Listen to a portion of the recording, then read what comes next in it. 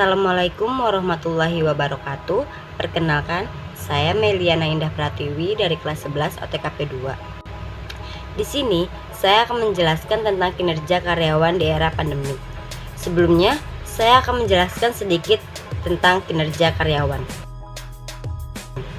Kinerja karyawan yaitu hasil kerja secara kualitas atas yang dicapai oleh seorang pegawai dalam melaksanakan fungsinya sesuai dengan tanggung jawab yang diberikan kepadanya. Nah, kalian tahu nggak sih dampak apa saja yang dialami para karyawan di masa pandemi ini? Dampak bagi para karyawan di era pandemi yang pertama yaitu pandemi sebabkan PHK. Pandemi ini secara signifikan memengaruhi kegiatan ekonomi loh. Artinya 13,9% responden terpaksa cuti, sedangkan 7,4% kehilangan pekerjaannya. Yang kedua, dampak pandemi terhadap pekerja baru. Karyawan yang terkena PHK memiliki masa kerja lebih singkat di perusahaan mereka. Rata-rata, karyawan yang masih bekerja memiliki masa kerja 5 tahun. Sementara mereka yang kena PHK memiliki masa kerja di bawah 5 tahun. Yang ketiga, karyawan swasta cenderung lebih terdampak pandemi. Perusahaan-perusahaan menghadapi berbagai tantangan demi bertahan di tengah pandemi. Perusahaan swasta lokal cenderung lebih terdampak pandemi, sebab menurut hasil survei Jakpat, karyawan yang terkena PHK dan skorsing sementara ternyata bekerja di perusahaan swasta loh. Yang keempat, sektor yang sangat terdampak pandemi.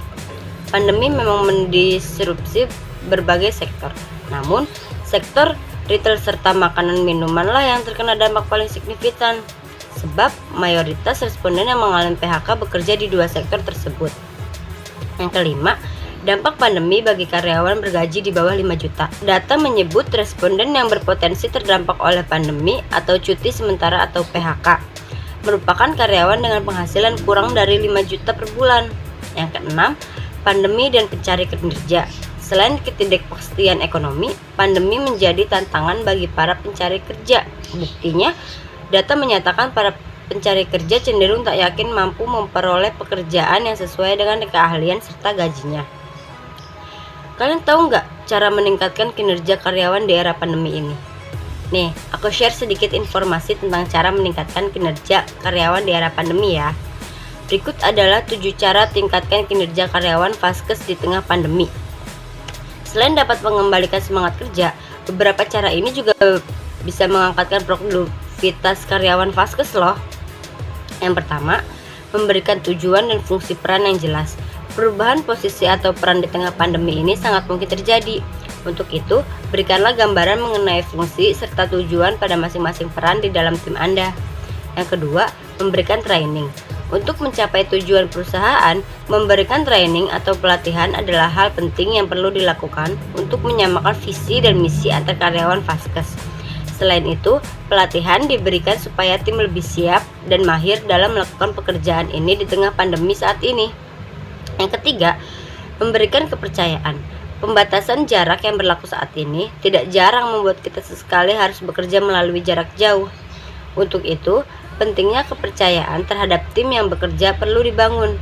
Berikanlah kepercayaan penuh sambil tetap mengawasi kinerja tim dengan baik.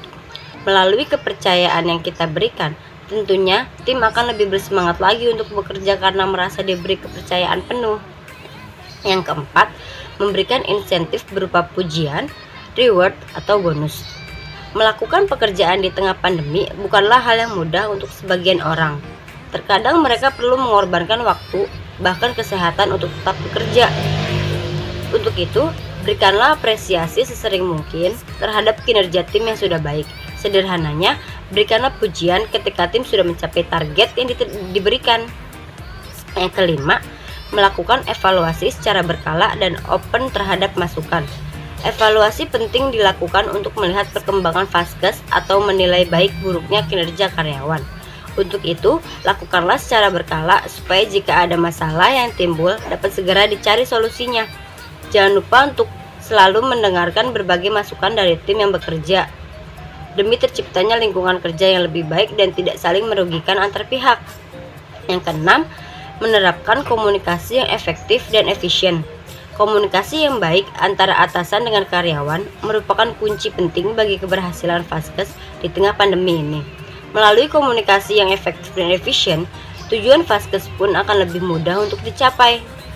Yang ketujuh, gunakan aplikasi untuk memonitor dan mengevaluasi progres pekerjaan. Di era digital seperti saat ini, pengembangan sistem berbasis aplikasi untuk memonitoring dan mengevaluasi progres pekerja dirasa sangat perlu. Selain untuk efektivitas, monitoring kinerja menyeluruh dan bisa dilihat secara real time akan sangat membantu keefisienan kerja Vaskes. Nah, kalian jadi tahu kan dampak apa saja dan caranya untuk meningkatkan kinerja karyawan di era pandemi ini. Terima kasih dan sampai jumpa lagi.